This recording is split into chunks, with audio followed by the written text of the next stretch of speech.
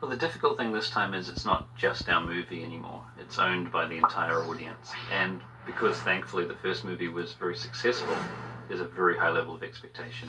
Upon hearing terms like global illumination, subsurface scattering, and hyperreality, one may come to the conclusion that scientists are talking about a comet hurling toward Earth. When in fact, that very terminology is being used today in the making of Shrek 2. Which showcases some of the most astonishing breakthroughs ever in computer animation.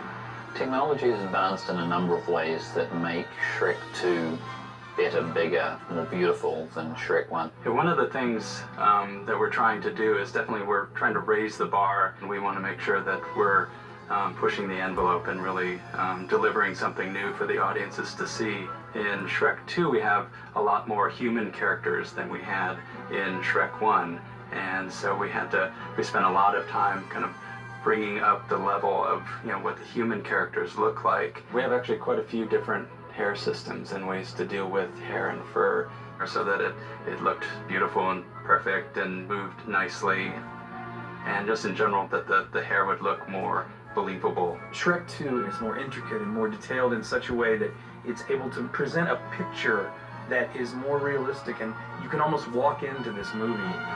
We spent effects time developing rain systems and moving clouds for dramatic scene where clouds roll in, and snow. That really has helped a lot to bring this much higher level of hyper reality to our world. You don't know what it is, you just know you feel more a part of it, and that's the goal, really. There were many things that we wanted to do in the first Shrek, particularly with lighting, that just were not really achievable on the scale that we needed to achieve them. There's a lighting technique that we have developed a shader for that we call subsurface scattering, which provides a translucency level to the skin. There's another lighting technique that we call the bounce shader, and this is a form of global illumination where you simulate the way light bounces around just in general, not just in skin, but within a room. More fur, more hair, more water, more smoke, rain, effects, fire, all of those things that were hard and we were developing them last time, we were able to launch off from that point and develop them further this time. Shrek and Donkey, of course, get caught in a rainstorm and get soaked. I don't think that's ever been seen in a CG film before. And it's beautiful. So people, even though we haven't seen anything between Shrek 1 and Shrek 2, they've definitely been working very hard to make sure that this is a whole new feast for the eyes. It's really great. When you see Shrek 2 and you see a mere 3 years later what we are able to realize of our artists' dreams and imagination in that film, it kind of takes your breath away. Computer graphics is still a relatively young industry, and together on each of these films we try to create and invent new solutions towards the creative ambition of each film. We have an amazing partnership with HP. A couple of years ago, we signed a strategic alliance together with our companies. I think once HP got inside and understood a lot about our work process and our thought process, our creative process, it sort of opened up, lots of opportunities. So it's really become a good two-way street. It's going to be champagne wishes and caviar dreams from now on.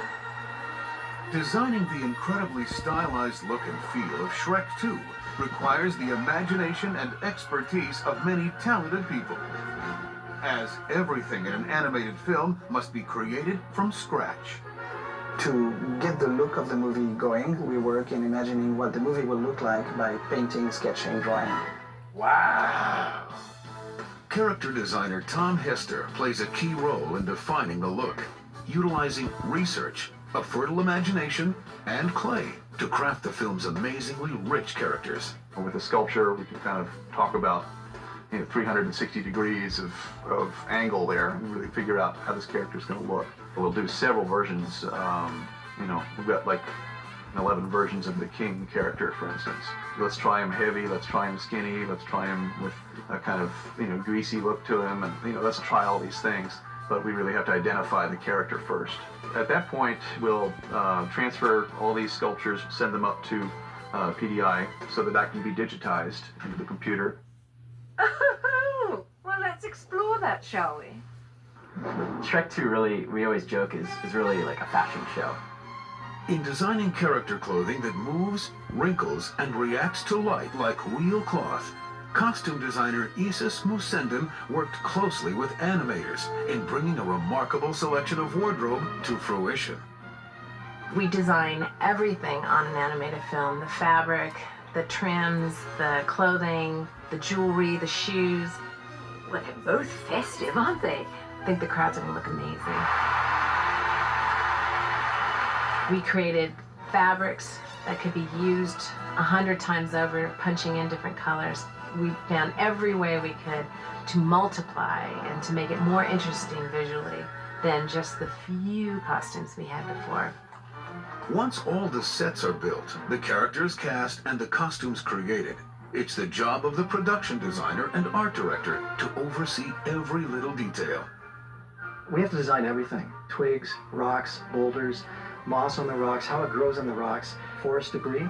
So we have different levels of things. So forest debris would be anything from pine needles to oak leaves to bark to stones. We strategically place those in the shots to give it a more natural feel.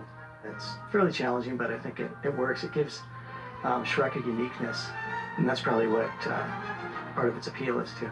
Shrek 2 is just as amazing as Shrek 1 in terms of being state-of-the-art, cutting-edge technology of animation. So it's just even more of a spectacle than Shrek 1 was.